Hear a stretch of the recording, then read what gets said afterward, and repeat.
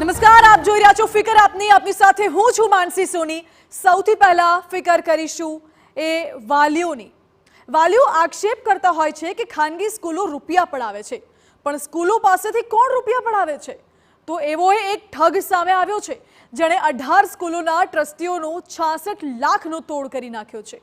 RTI કરીને રૂપિયા પડાવનાર ગાંધીનગરના ચીટરનો ભાંડો કેવી રીતે ફૂટ્યો એ જાણવા જેવું છે।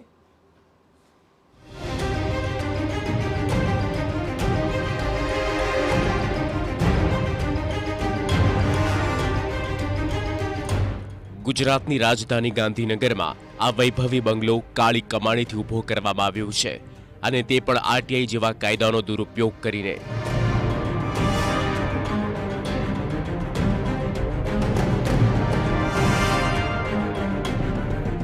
રાજ્યમાં શાળા સંચાલકો પાસેથી તોડપાણી કરનાર અને કહેવાતા આરટીઆઈ એક્ટિવિસ્ટ મહેન્દ્ર પટેલ નામના શખ્સની પોલીસે કરી ધરપકડ।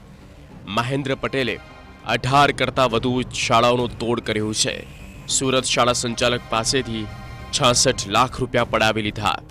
મહેન્દ્ર પટેલ શાળાની મંજૂરી વિશે આરટીઆઈ કરી માહિતી માંગી પછી તોડપાણી કરતો। આ ઉપરાંત શાળામાં થતા નિયમોના ઉલ્લંઘન બદલ મંજૂરી રદ કરાવવાની ધમકી આપીને પૈસા પડાવતો। આરોપી મહેન્દ્ર પટેલની ક્રાઇમ કુંડલી પણ આપને બતાવીશું। જો કે પહેલા સાંભળો કેવી રીતે બનાવતો હતો આરોપી શાળાના સંચાલકોને પોતાનો શિકાર। માત્ર ધોરણ 7 ભણેલ મહેન્દ્ર પટેલ જ્યારે શાળાઓ પર જતો ત્યારે ગવર્મેન્ટ ઓફ ગુજરાત લખેલું બોર્ડ પોતાની ગાડી પર લગાવી રાખતો હતો અને રાઇટ ટુ ઇન્ફોર્મેશન હેઠળ મેળવેલ દસ્તાવેજો થકી શાળાઓ સામે રોપ જમાવતો કે જો તેઓ રૂપિયા નહીં આપે તો એમની શાળા બંધ કરાવી દેશે। 2016 થી લઈ અત્યાર સુધી સુરતના એકમાત્ર સંચાલક પાસેથી તેણે અત્યાર સુધી 66 લાખ રૂપિયા પડાવ્યા છે અને આ સિવાય અન્ય સંચાલકો પાસેથી પડાવ્યાનો આંકડો વધારે મોટો થાય એ પ્રકારની પણ શક્યતા જોવાઈ રહી છે। સુરતની શાળાના સંચાલકે સીઆઈડી ક્રાઇમમાં ફરિયાદ કરી હતી, જેના આધારે તોડ કેસમાં મહેન્દ્ર પટેલની ધરપકડ કરી। રાજ્યમાં શિક્ષણ માફિયાની ધરપકડ થતા તોડબાજી કરતા ઈસમોમાં ફફડાટ ફેલાઈ ગયો છે। સૂત્રો દ્વારા મળતા અહેવાલ મુજબ તોડ બાદ મહેન્દ્ર પટેલ સાથે કેટલાક પૂર્વ અધિકારીઓની પણ સંડોવણી છે, જેની કરોડોની બેનામી સંપત્તિનો પર્દાફાશ થયો છે। આ ઉપરાંત શિક્ષણ વિભાગના અનેક લોકોની પણ સંડોવણી હોવાનું કહેવાઈ રહ્યું છે। મહેન્દ્ર પટેલ બાળ ફિલ્મ બતાવવાના બહાને શાળામાં ઘૂસતો હતો। સીઆઈડી ક્રાઇમ ખાતે એવી ફરિયાદ આપેલ છે કે મહેન્દ્રભાઈ નનુભાઈ પટેલ કે જેઓ ગાંધીનગરના રહેવાસી છે અને તેઓ આરટીઆઈ એક્ટિવિસ્ટ તરીકે અલગ અલગ સ્કૂલોની માહિતી માંગી અને તે માહિતી આધારે સ્કૂલના સંચાલકો પાસે જઈ અને સ્કૂલો બંધ કરી દેવાની ધમકી આપી અને નાણાં પડાવતા હોય, જેથી પ્રવીણભાઈ ગજેરાએ અત્રે સીઆઈડી ક્રાઇમમાં ફરિયાદ આપેલી કે તેમની જય અંબે વિદ્યાલય જે સુરત ખાતે ચાલે છે ત્યાં મહેન્દ્રભાઈ પટેલે ડીઓને મળી અને તેમની પાસે આરટીઆઈ હેઠળ માહિતી મેળવી અને પ્રવીણભાઈને એવી ધમકીઓ આપી કે તમારી સ્કૂલો હું બંધ કરાવી દઈશ, તમે મને પૈસા નહીં આપો તો। તેમ કરીને અલગ અલગ ટાઈમે કુલ 66 લાખ રૂપિયા પડાવેલ છે।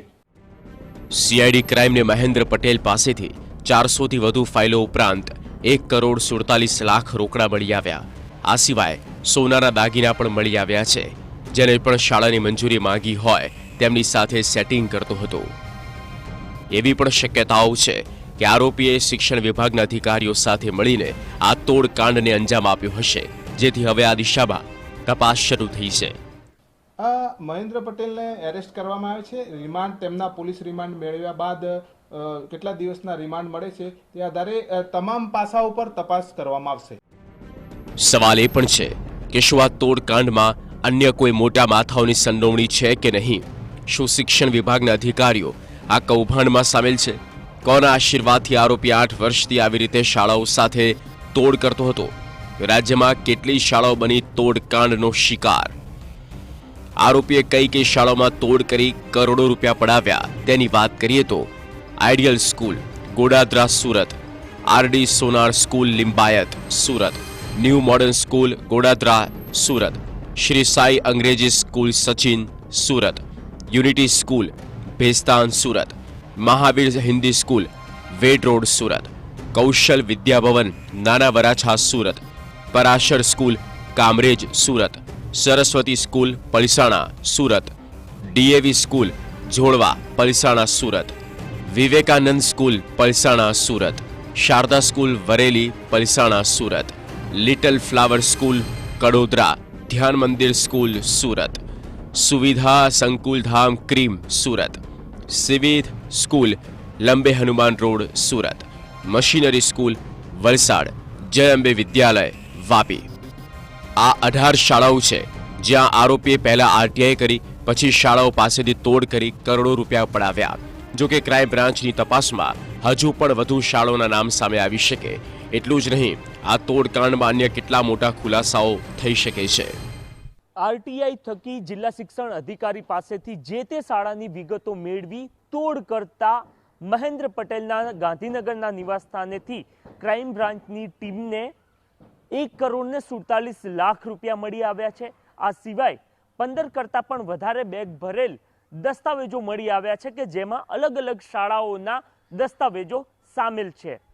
પોલીસ એ દિશામાં પણ તપાસ કરી રહી છે કે મહેન્દ્ર પટેલ સાથે કયા સરકારી અધિકારીઓ પણ જોડાયેલા હતા કે જેઓ આ સમગ્ર તોડકાંડમાં એમને મદદ કરતા હતા. આ સિવાય અપેક્ષા એ પણ રાખવામાં આવી રહી છે કે તોડકાંડનો ભોગ બનેલ અન્ય શાળા સંચાલકો પણ સામે આવે અને ફરિયાદ કરે.